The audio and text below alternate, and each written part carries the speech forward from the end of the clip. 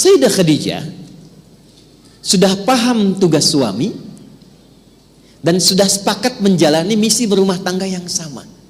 Artinya apa? Artinya memang di keluarganya ada visi dan program.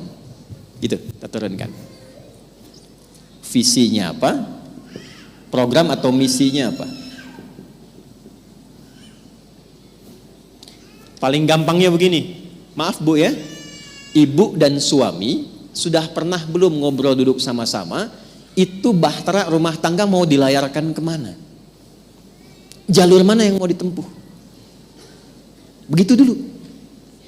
Bikin kurikulum dari atas dulu. Ya, dari atas itu dari mana? Tingkat tertinggi di akhirat. Siapa yang mau ke surga nanti? Baik, surganya surga yang mana? Baik, Firdaus. Pertanyaannya, pernah nggak ibu menurunkan kurikulum surga Firdaus ke dalam rumah tangga? Belum. Kan? Nah, kalau ada yang ingin kita capai, berarti perangkatnya kan kita siapkan ya Bu ya. Artinya apa?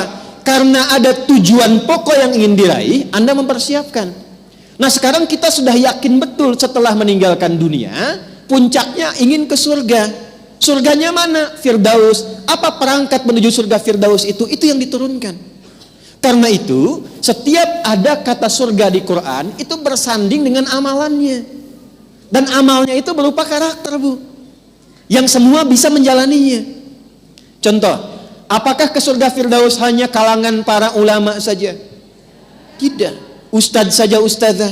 Tidak. Pebisnis bisa ke situ, tentara bisa ke situ, polisi bisa ke situ, ibu rumah tangga bisa ke situ, semua bisa masuk. Karena ketika Allah menurunkan kurikulumnya, itu berupa karakter.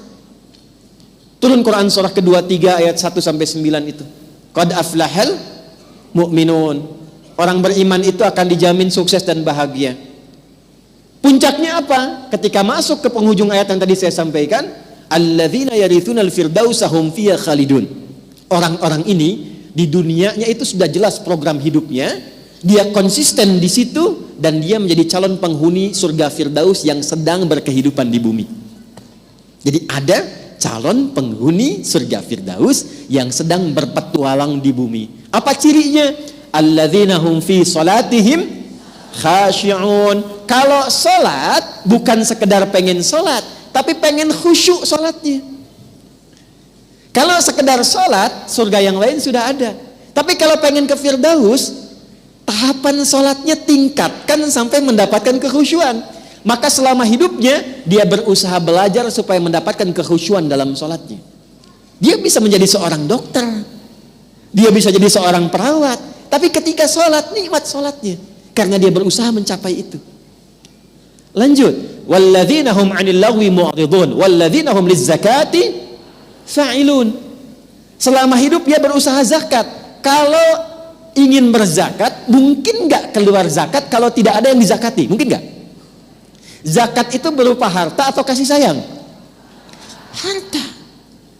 Karena itu berbahagialah kalau kita dititipkan harta oleh Allah Subhanahu wa Ta'ala. Ada peluang untuk zakat. Sesungguhnya harta itu diberikan untuk memenuhi cita-cita ibu yang menginginkan surga yang diidamkan itu. Maka kalau belum ada, sekali lagi, kalau Nabi kan jelas, Sayyidah Khadijah itu sudah paham siapa suaminya. Suami saya Nabi, Rasul. Surganya pasti surga tertinggi. Karena surganya tertinggi, ujiannya pun pasti terberat. Di antara ujian itu pasti butuh support dari istrinya. Itulah sebabnya kenapa Allah titipkan harta yang banyak pada saya, bukan untuk mengangkat status saya sebagai orang kaya, tapi harta ini digunakan untuk meringankan beban suami saya ketika membutuhkannya. Nah sekarang, ibu lihat suami ibu. Jangan banyak lihat suami orang. Itu. Saya ulang ya. Ibu lihat suami sendiri. Jangan banyak lihat suami orang. Karena yang Allah pasangkan untuk menitipi kekurangan ibu dan berpartner itu pasangan masing-masing. Ingat, setan itu jenius Bu. Sebelum menikah, pasangan ibu itu paling ideal. Setelah menikah, pasangan orang itu paling istimewa. Itu. Catat ya. Boleh bikin status. Aneh. Oke, sudah dilihat. Setelah itu Bikin program. Visinya dulu, Pak. Suatu saat kan kita pasti akan meninggal. Iya, Bapak tahu. Bisa Mama duluan, ya alhamdulillah. Bisa Papa duluan, innalillahi. Buat dua. Pak, sekiranya kalau kita pulang, kemana tujuan kita? Ini penting kalimat ini. Ke surga lama, surga mana yang mau kita pilih? Emang ada berapa? Turunkan. Ini yang standar Pak, surga biasa. Ini yang surga Aden. Ini yang surganya pintu tahajud, pintu Ar-Rayyan, puncaknya surga Firdaus. Ya sudah, Firdaus, bismillah. Dari situ lihat apa pekerjaan suami. Kemudian dari situ karena ingin ada surga Firdaus jadi jembatan terakhir, baru turunkan apa kecukupan harta sesuai dengan kegiatan yang dijalani, aktivitas yang dilakukan untuk mencapai tujuan tadi. Baru diturunkan. Jadi ketika Allah titipkan harta dan kita sudah punya program, itu tidak akan Allah berikan kepada kita kecuali untuk mewujudkan apa yang telah kita mohonkan dalam doa itu. Turunkan satu-satu. Misal, alladzina hum fi salatihim khashi'un, salat. Untuk sholat khusyuk butuh tempat yang nyaman kan? Maka ketika Allah tambahkan harta untuk merenovasi rumah, wujudkan dulu itu. Jangan bikin kolam renang dulu, Bu. Tuh. Karena saat memintakan untuk mendekati Allah, harapannya kan ini. Kadang-kadang suka lupa. Dan celakanya kalau sudah lupa itu suka nggak inget. Itu. Kan sudah ada visi. Karena itu taruh paling depan nih. Inginnya ke sini, baru turunkan ke bumi. Ketika Allah titipkan harta, simpulkan Allah titipkan harta yang ini untuk mewujudkan misi yang ini. Alladzina hum fi salatihim khashi'un. Salat, bikin mushola di rumah. Bikin mihrab. Kisah nyata. Suami istri soleh dua-duanya. Demi Allah saya katakan nih pasangan ideal. Dan mereka sudah menetapkan surga sebagai tujuannya. Sehingga mereka menurunkan kurikulum surga ke aktivitas di rumah.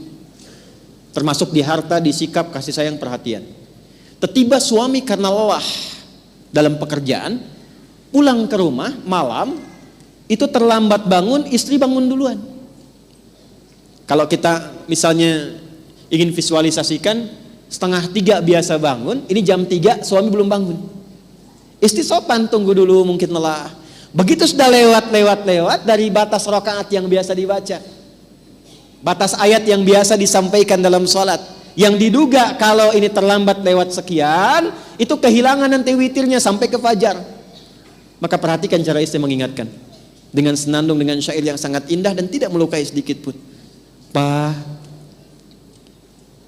kita musafir yang sedang di perjalanan, yang bekalnya masih sedikit, sementara teman-teman kita sudah di depan lebih dulu jauh meninggalkan kita.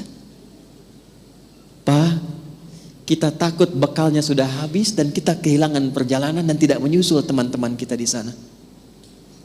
Ayo Pak, kita perbanyak bekal lagi untuk menyusul teman-teman kita yang sudah jauh meninggalkan kita. Itu bahasa Arabnya demikian kalau diterjemahkan secara singkatnya begini. Pak, bangun Pak, bukankah kita menginginkan surga Firdaus? Teman-teman kita yang berusaha mencapai cita-cita yang sama sudah jauh meninggalkan kita di depan. Kita masih kurang di belakang. Bangun sulit, tidur masih nyaman, siangnya sibuk, harapan Firdaus, sementara teman-teman sejauh di depan. Ayo kita bangun Pak. Tuh. Karena visinya sudah ada, itu saling mengingatkan. Suami bangun pun senang. Ada lagi kisah kedua yang saat akan mencari nafkah. Karena harapannya adalah surga, dan surga tidak akan pernah mengenal hamba yang lekat dengan yang haram. Maka istrinya, ini kisah nyata, setiap suami berangkat bekerja selalu membisikkan di telinga suaminya. Lihat kalimatnya, kalau bahasa kitanya, sayang, mohon kalau pulang bawa yang halal ya. Sekalipun sedikit, kami akan menikmatinya. Tapi mohon jangan pernah membawa yang haram. Karena aku dan anak-anak tidak akan pernah merasa sanggup untuk merasakan dahsyatnya neraka. Itu setiap berangkat kerja. Pernah nggak ibu kirim WA ke suami demikian? Hah? Pak, doa mama selalu dalam gerak langkahmu. Tumben dijawab. Gak apa-apa. Sekali, lanjutkan lagi. Jangan cari yang haram ya. Terus tambahkan.